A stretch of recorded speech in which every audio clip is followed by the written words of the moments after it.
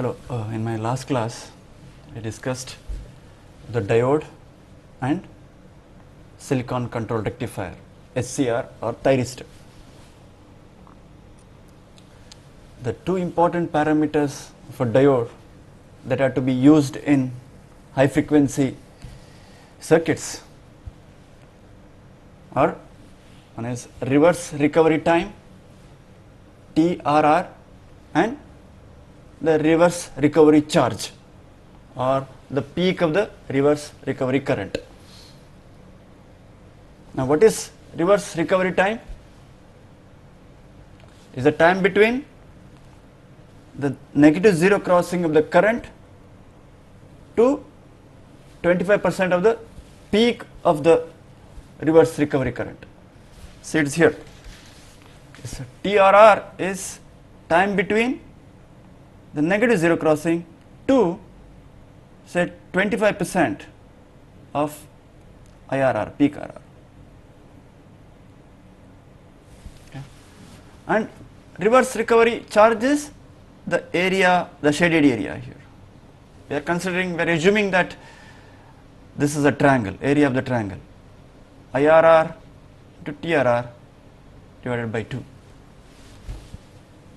Remember, diode does not turn off when the current becomes 0, from positive value to become 0. It continues in the negative part also. Okay. So TRR is an indication of the maximum frequency at which the diode can operate. Now coming to SCR, a silicon control rectifier, is a minority carrier device. Okay. There are 4 layers: P1, N1, P2, N2. P1 is anode, N2 is cathode, and P2 is gate. So there are 3 junctions: J1, J2, J3. Okay. N3 is a very thin layer, highly doped. P2 is slightly thicker, also the doping level is less compared to N2. N1 is the thickest among the 4. Doping level is the minimum there, is minimum. And P1 is same as P2. So therefore J3 or the reverse voltage that J3 can block is very small. Okay, I'll repeat. The reverse voltage that junction J3 can block is very small. Okay. So when the device is forward biased, in other words VAK is positive, junction J1 and J3 are forward biased and J2 is reverse biased. Okay. Yesterday I showed you the SCR characteristics. There are 3 zones in the forward bias mode. One is forward blocking mode, VAK is positive, IG is, or device current is very small. Device current is very small. Okay, it is stable.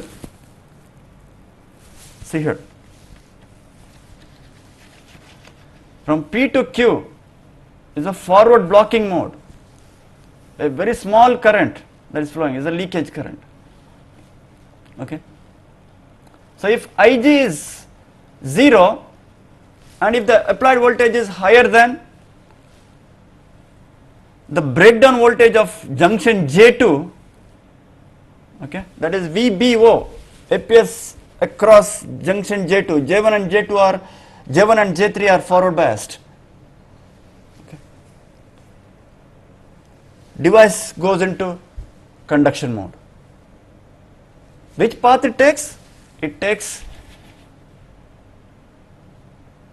QR is unstable because it is a negative resistance zone. Having gone into conduction mode, current is limited by the load. Current is determined by the load. Okay. So again, it is a stable mode of operation. Forward blocking mode is a forward, again a stable mode of operation. Okay. So I told you that for finite Ig, or as Ig increases, the breakdown voltage of junction J2 goes on reducing. In other words, you can reduce the voltage at which device goes into conduction mode by supplying the gate current. Okay. So that is about when the device is forward biased or the operation in the first quadrant. What happens when the device is reverse biased? The voltage, applied voltage, should be less than VBR. In the reverse bias mode, junction J1 and J3 are reverse biased, J2 is forward biased. Okay. A reverse voltage that junction J3 can block is very small. Therefore, the entire reverse voltage appears across junction J1. Okay. So the VBR is an indication of the breakdown voltage of junction J1. Okay. So in any circuit, the VBR, or maximum reverse voltage that appears across the thyristor, should be less than the VBR rating of the SCR. Okay.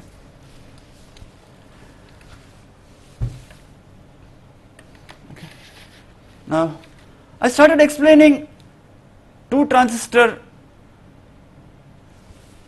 analogy. Okay. I said there are two transistors, P1, N1, P2. Okay. P1, N1, P2, and N1, P2, N2. N1, P2, N2. Okay. Then we derived the expression for IA, anode current, in terms of gate current and the leakage currents, ICBO1 and ICBO2.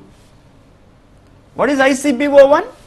Is a reverse current flowing from collector to base with emitter open circuited.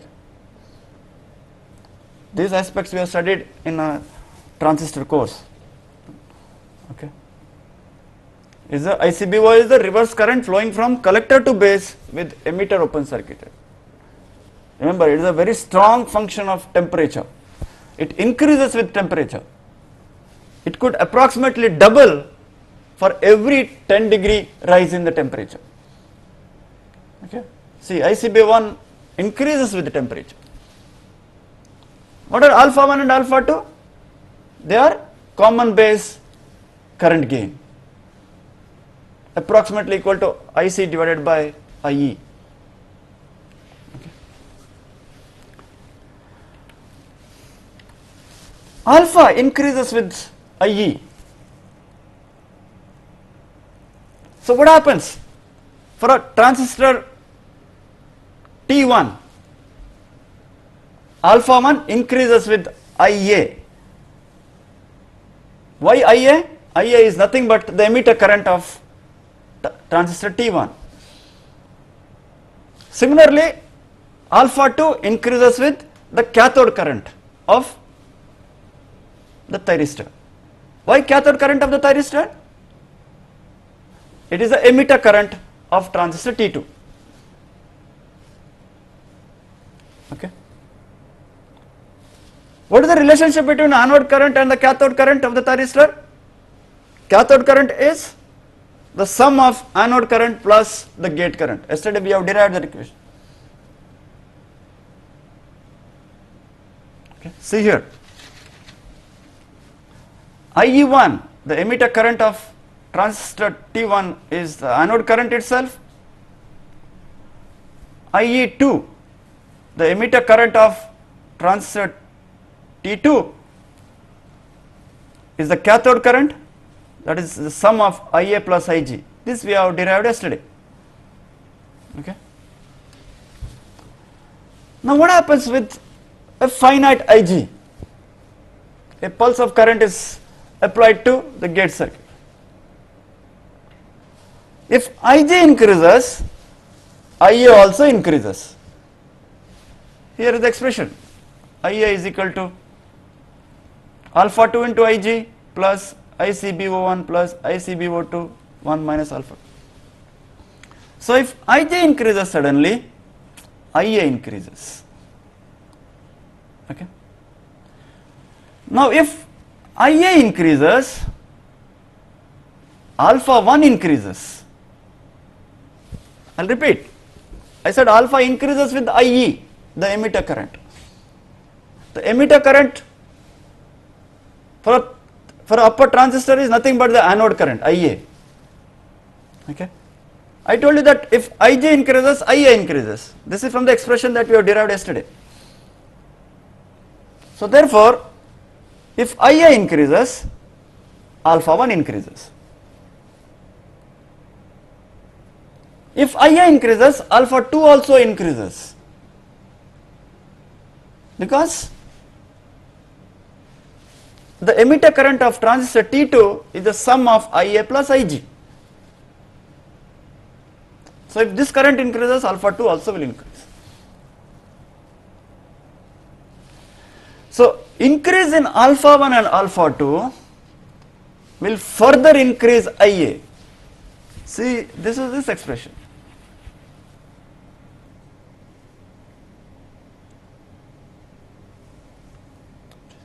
Since Ij increase suddenly, okay,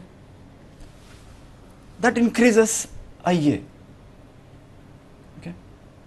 Now since Ia has increased, alpha 1 increases and therefore alpha 2 increases. So that results in again increase in Ia, because both alpha 1 plus alpha 2 they have increased.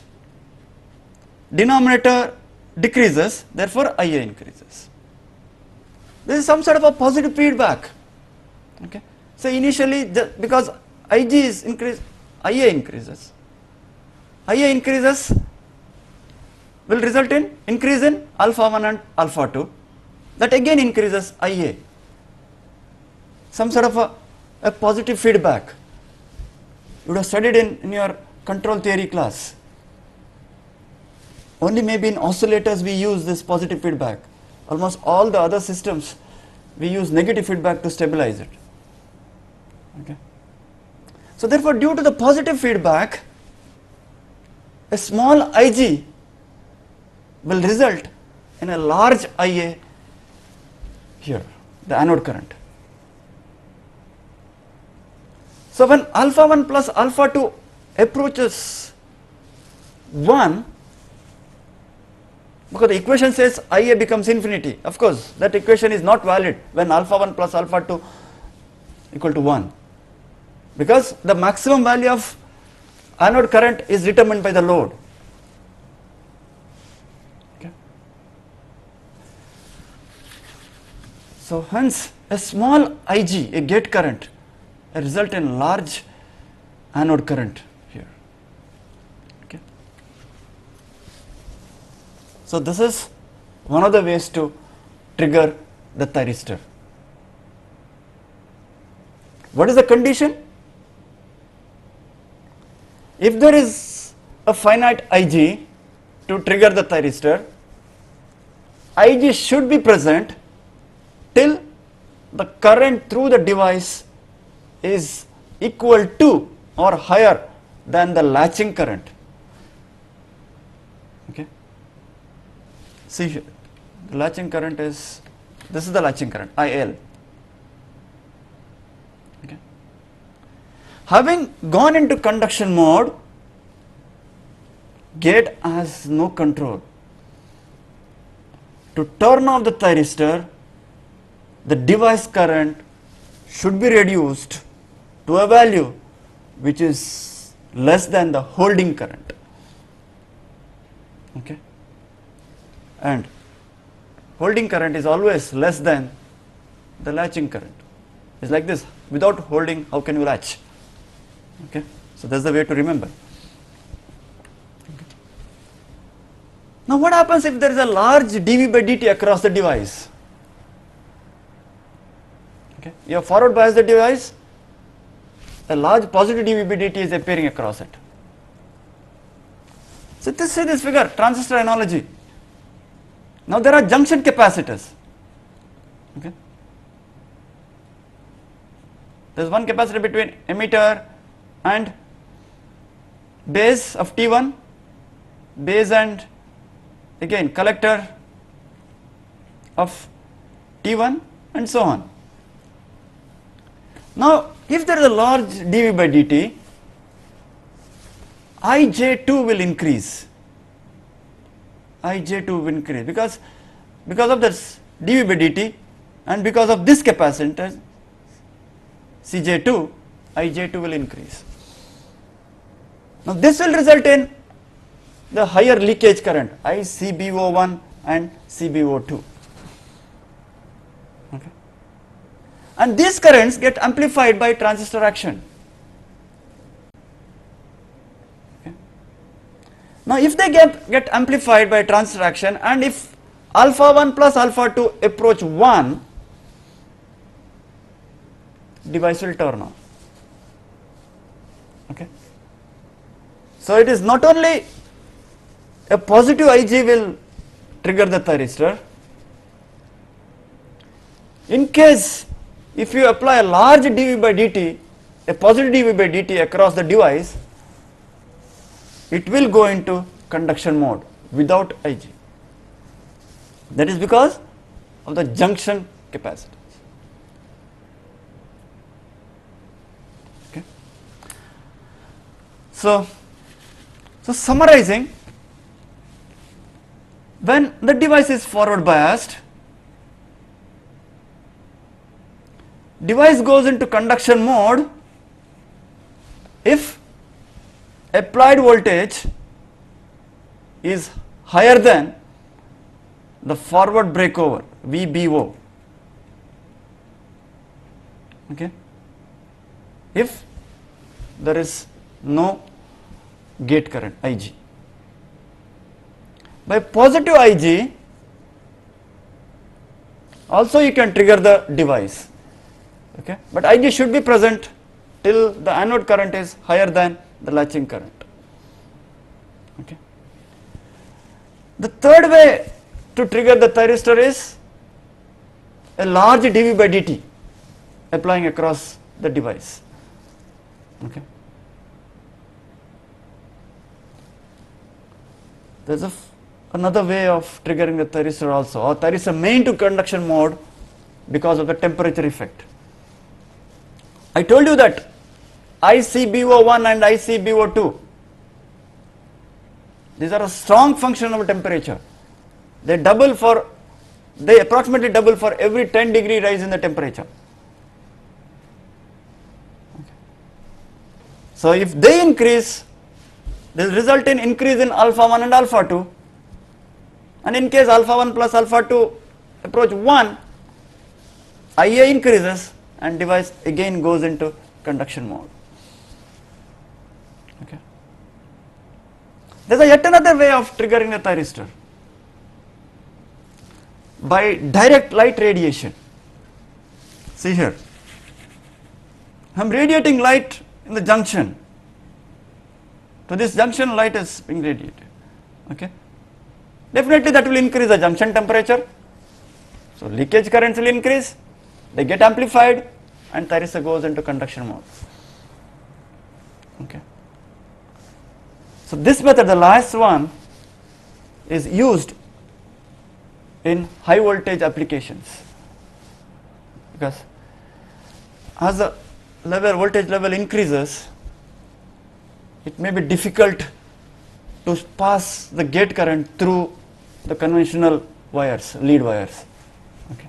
So you trigger the thyristor by the direct light radiation. So this is used in high voltage DC transmission, HVDC. Okay, what exactly is HVDC we'll see sometime later. So one of the ways or thyristors are triggered by direct light radiation in HVDC systems.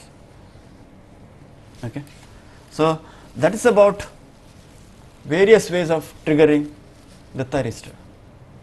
Okay, thyristor goes into conduction mode if one of the 5 conditions are.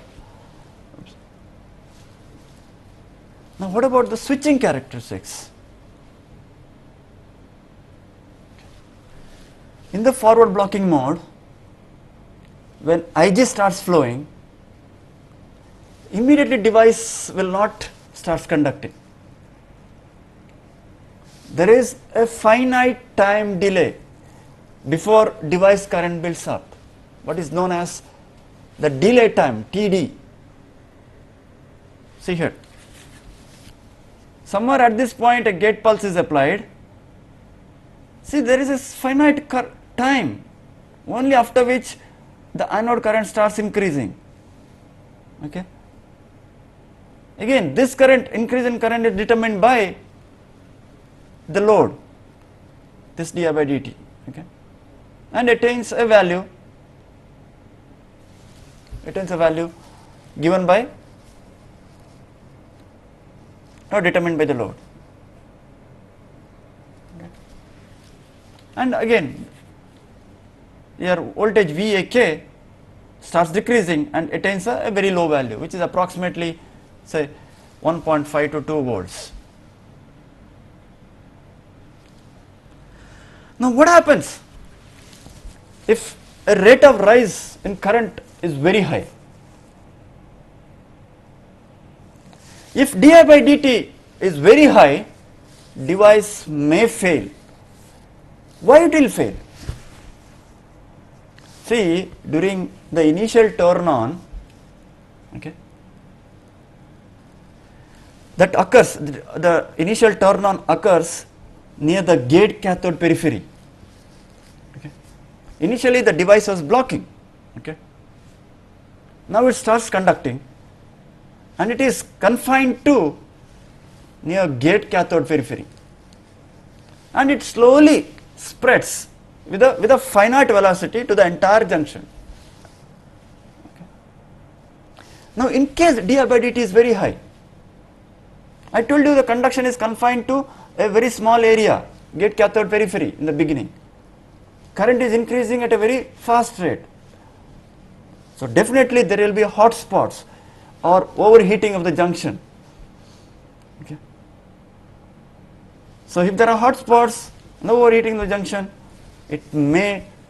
device may get damaged. Okay. So remember, so it is here, I have written. Initial turn on of the device occurs near the gate cathode periphery. Before the turn on, device was blocking. Okay.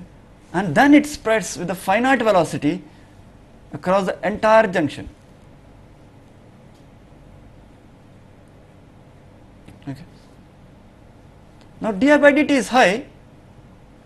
Now there is a very small area that is available. Current is confined to a small area.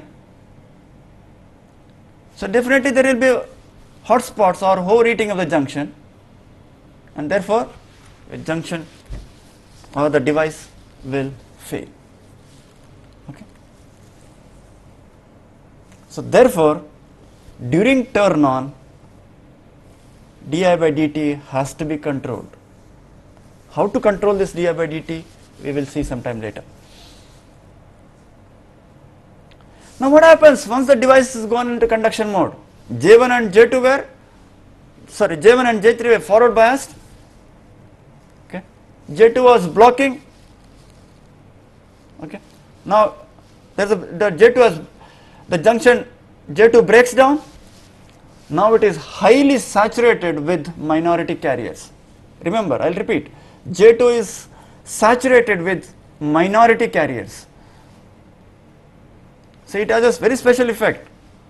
The reverse recovery current in a diode, that is because of minority carriers, they require a finite time to recombine or to get neutralized.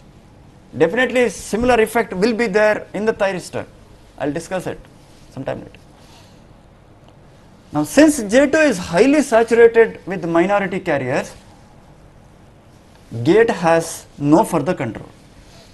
That's the reason I have been saying that having gone into conduction mode, gate, you can withdraw the gate. In fact, one should withdraw the gate signal, because if the gate current is continuously flowing, it has no control, but then it will amount to power dissipation in junction J3, and because of the temperature rise, it may fail.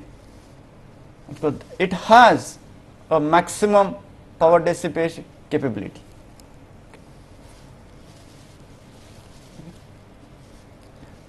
So that's about the conduction mode. Now how do you turn off the device? For turn it off, one has to reduce, or current through the device should be reduced below the holding value. Now if the input is AC, okay, now beyond pi, voltage will become negative, input voltage becomes negative. Okay. So there are chances of current also reducing and becoming 0. Okay. And if there is input is DC, having triggered the thyristor and gone into conduction mode, how will you turn off the device?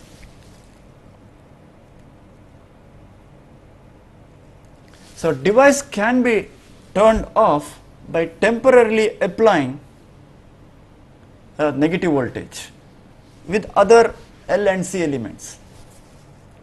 Okay. Or in other words, you have to apply a reverse voltage across the device. What happens? IS starts decreasing. Okay. IS starts decreasing, becomes 0, it continues to conduct in a negative direction. Almost same thing that has happened in the diode. Okay.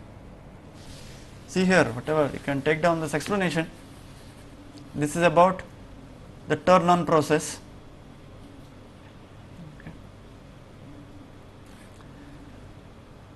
J2 is highly saturated with minority carriers, gate has no control. Okay. Then SCR cannot be turned off, or can be turned off by temporarily applying a negative voltage using, or in addition to L and C maybe, or only L, depends.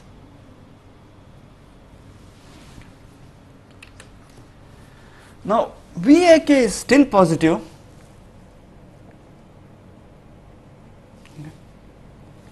till junction J1, J3 starts to become reverse biased. Now when the reverse current has reached a peak, something known as IRR, we have seen in the diode. When this reverse current reaches a peak, junctions begin to block, both J1 and J3, they begin to block. Then first J1 blocks and then J3. I will repeat. When the peak current, when the reverse current has attained a peak, negative peak, okay, both junctions they begin to block. Okay, J1 blocks just before J3. Why J1 blocks just before J3? Junction J3 or N3 is highly doped, where J1 is between P1 and N1, and N1 is less heavily doped compared to N2. So J1 blocks first, then J3 blocks.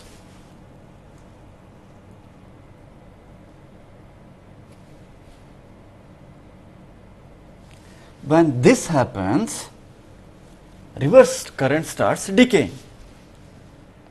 Okay. Now this fast decaying current or reverse current will cause a voltage overshoot across the device due to the leakage inductance effect. See, I will repeat. The reverse current starts decaying, okay, towards 0 now. Now this fast decay of recovery current causes a voltage overshoot, LDI by dt effect, due to across the device, the voltage overshoot across the device due to the leakage inductance effect, due to the stray inductance. Okay.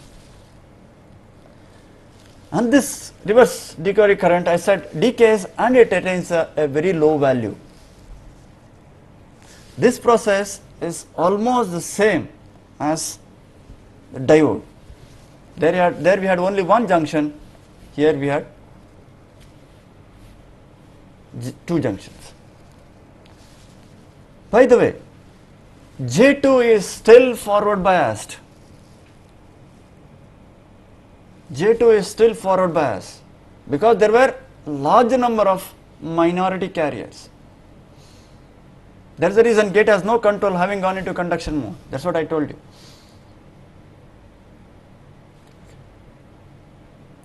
Now they require a finite time to recombine or to get neutralized, and this takes considerable amount of time. So this part was not there. Okay. See, I will explain to you with the figure. Anode current starts decreasing, VAK is still positive, it becomes 0, VAK starts falling. Okay. This IRR, the negative current or the reverse current, attains a peak value of IRR, and this value is much higher compared to that of a diode. Okay. And once J1 and J3 have blocked, this current start decaying fast, and it attains a low value. But then junction J2 is still forward biased. Junction J2 is still forward biased. There are still residual charge carriers in that junction. They take a considerable amount of time.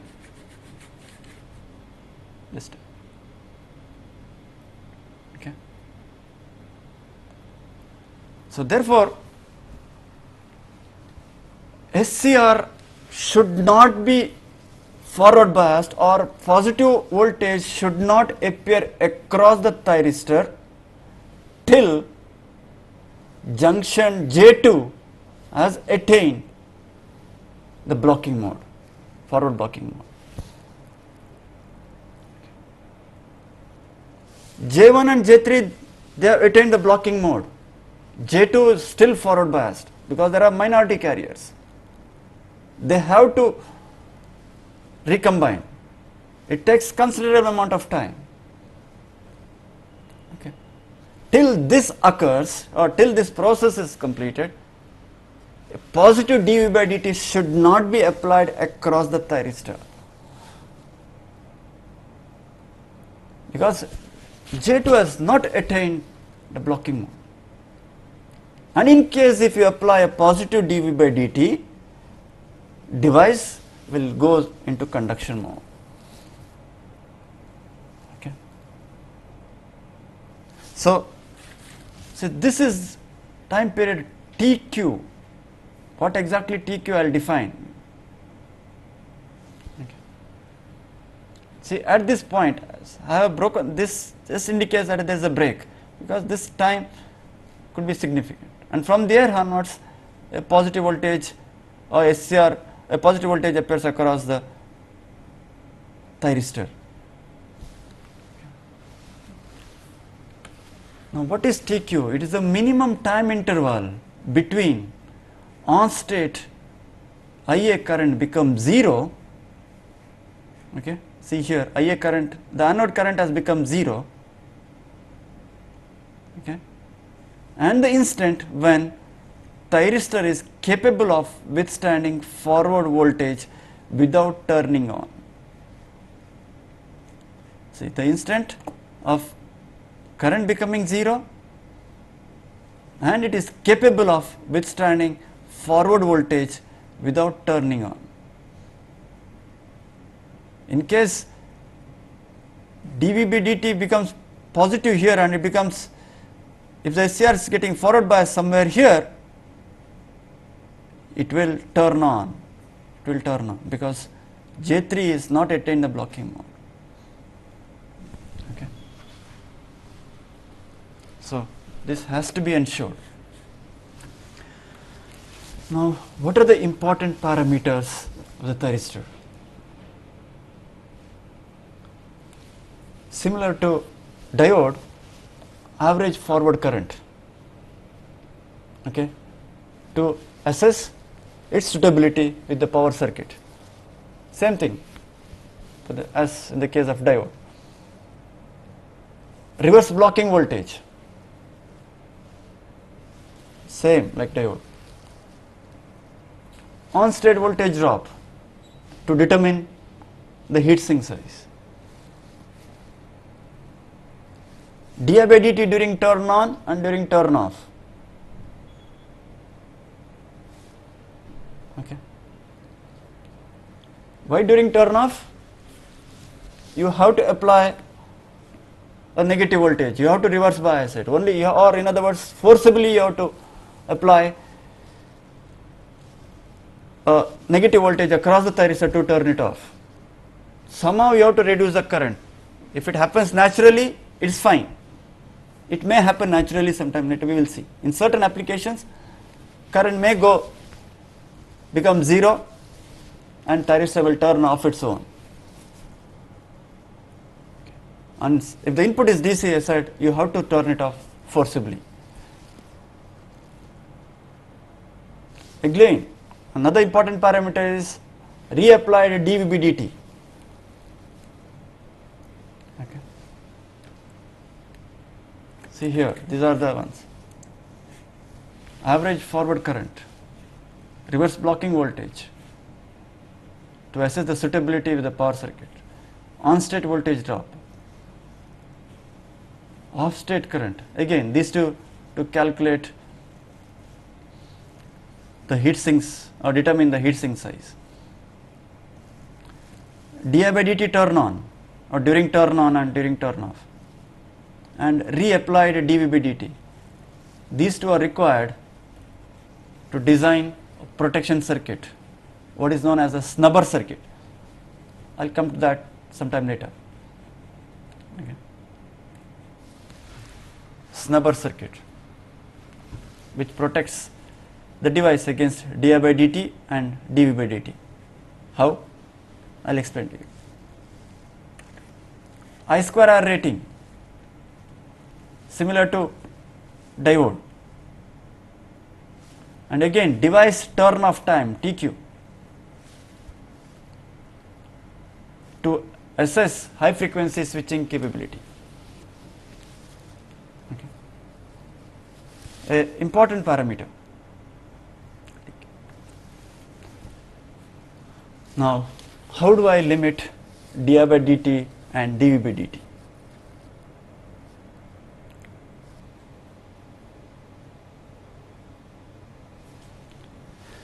I had explained to you that because of the J2 junction capacitance, if there is a large dV by dt, device will go into conduction mode.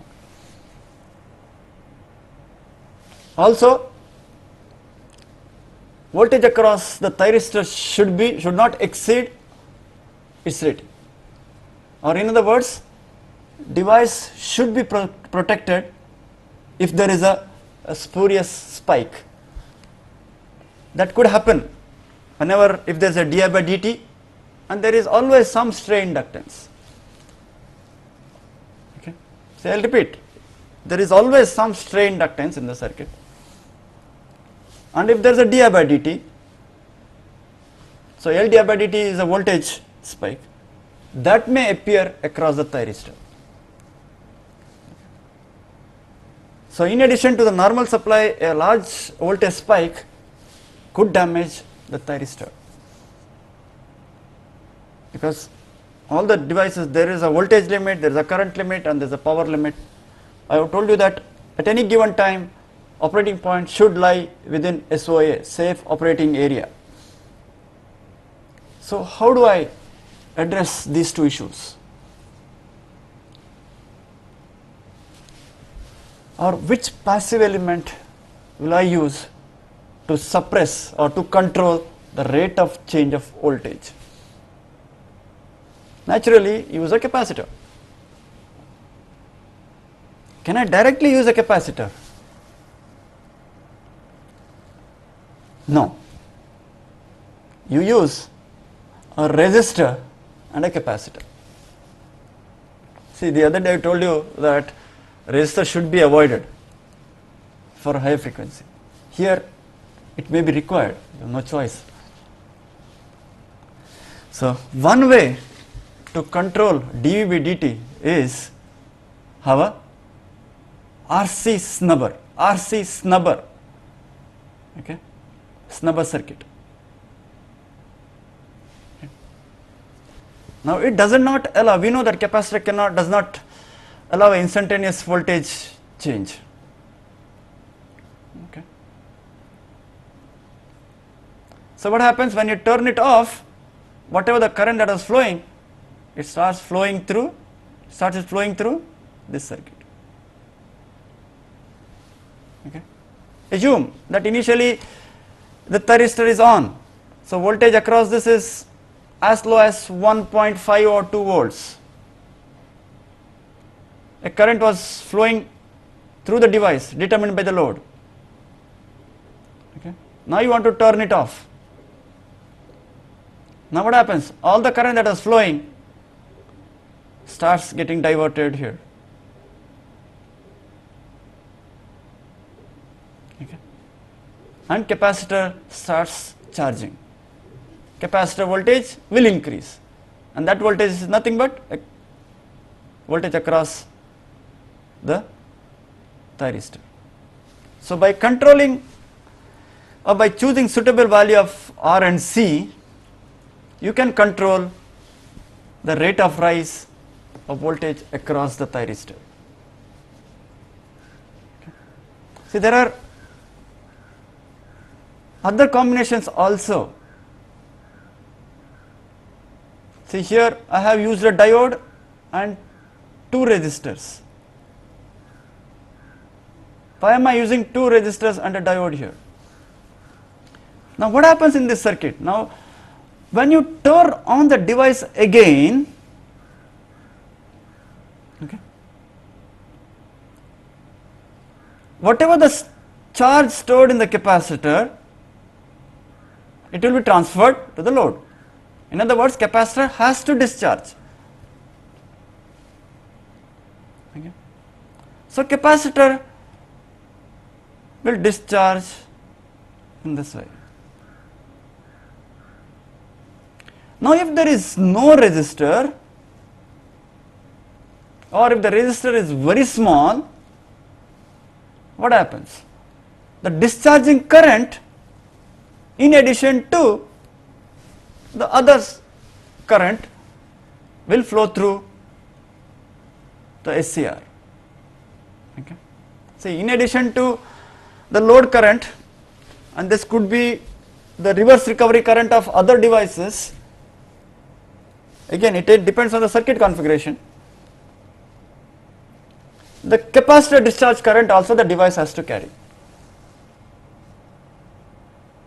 So, R should be rated such that discharge current is controlled during turn on.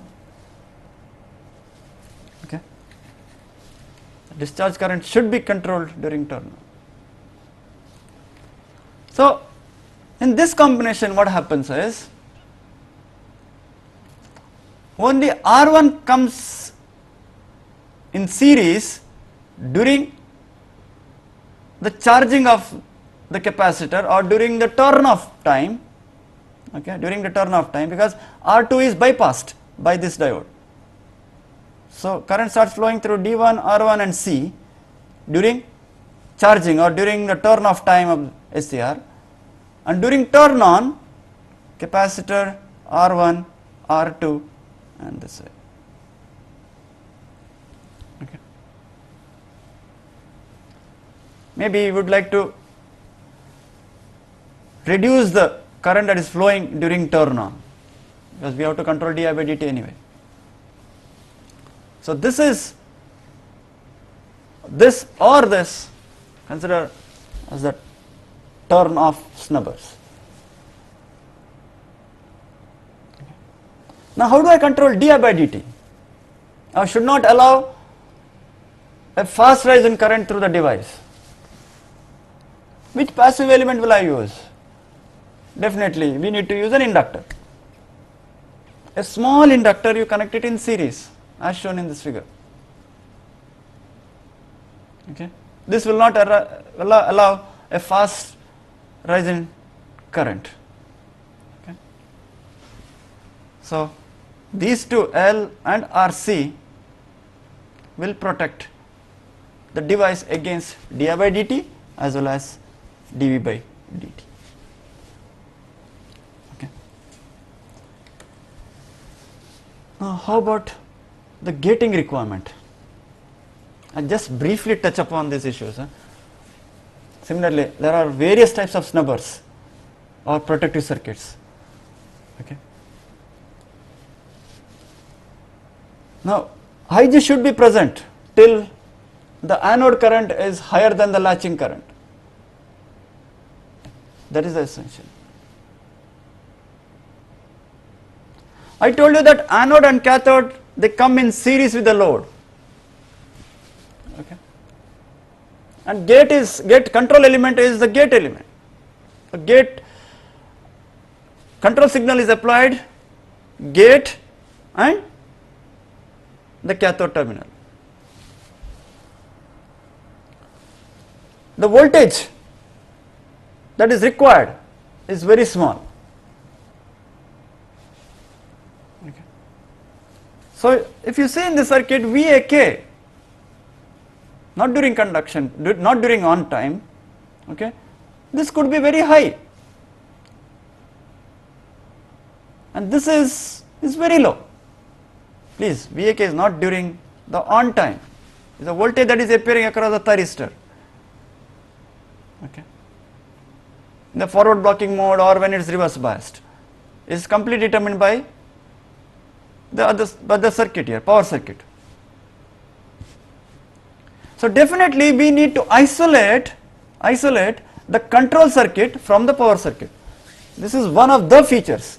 You isolate the control circuit from the power circuit. Now how do I isolate the control circuit from the power circuit? One way to use is what is known as a transformer. Okay. The transformer that is used in gate drive circuit is known as the pulse transformer. Why it is a pulse transformer? It has to just pass the pulses. Okay. See here, I have just shown a transformer here. Okay, I have just, if I give this sort of a waveform to the primary of the transformer, what happens? Transformer is nothing but a differentiator. So I will get only a pulse at the rising edge and at the falling edge. Okay. After all, this works as a differentiator. There is d phi by dt and there is a d phi by dt. So there is only during d phi by, if the d phi by dt is there, only there is a voltage induced here. Okay. It so happens that transformer may get saturated in this region. If the transformer gets saturated in this region, there is no d phi by dt and therefore no voltage. So I assume that transformer gets saturated in this region. So there is a sharp pulse here and there is another sharp pulse here. But then SCR requires a gate pulse till the current through the device is higher than the latching. So even if I keep a broad pulse here, okay, at the output I get just two sharp pulses.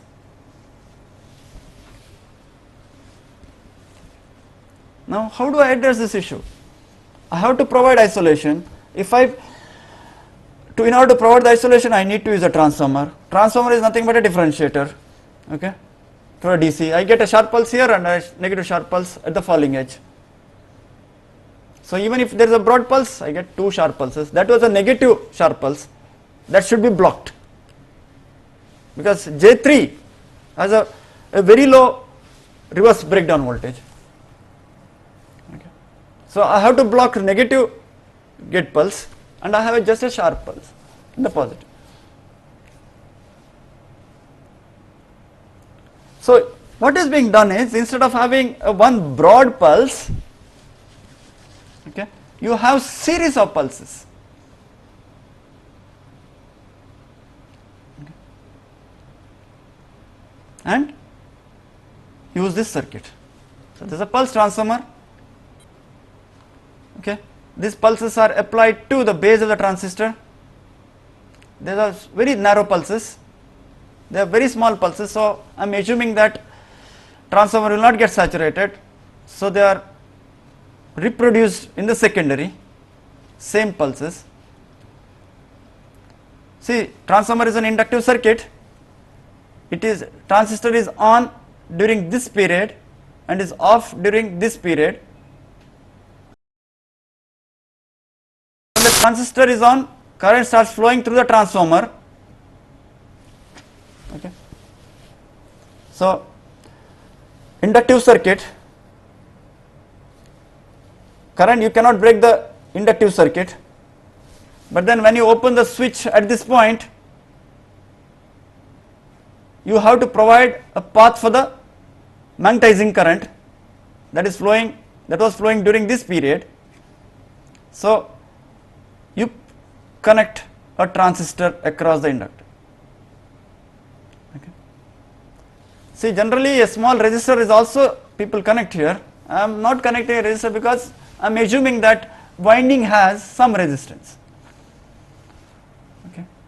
And in addition, you may connect some load resistance in the emitter circuit or in the collector circuit. It all depends on VCC, the resistance of the winding, and the frequency of these pulses. Okay. And I told you there will be a negative spike in the secondary at the falling edge of the signal. So I am using this diode to block that negative spike. Only apply a large number of series pulses. We require large number of series pulses because if the load is highly inductive, with one pulse thyristor may not turn on. So there are various types of loads, and gating requirement depends strongly on the type of loads. Okay, it does not depend only on the thyristor. After all, current through the device is determined by the load. So gating requirement also varies with the load. Okay. So invariably a high frequency gating pulses are used to trigger the thyristor. Okay. A general. Okay. But then in our entire analysis we will assume that one sharp pulse will trigger the thyristor. See, I will repeat. Gating requirement is a strong function of load, because anode current is determined by the load, and gate pulses should be there till IA is equal to I latching. So invariably high frequency gate pulses are applied. But then for our analysis, we will assume that a sharp pulse is sufficient to trigger the thyristor. Okay. So, with that I conclude today's lecture. More on this we will see in our next class. Thank you.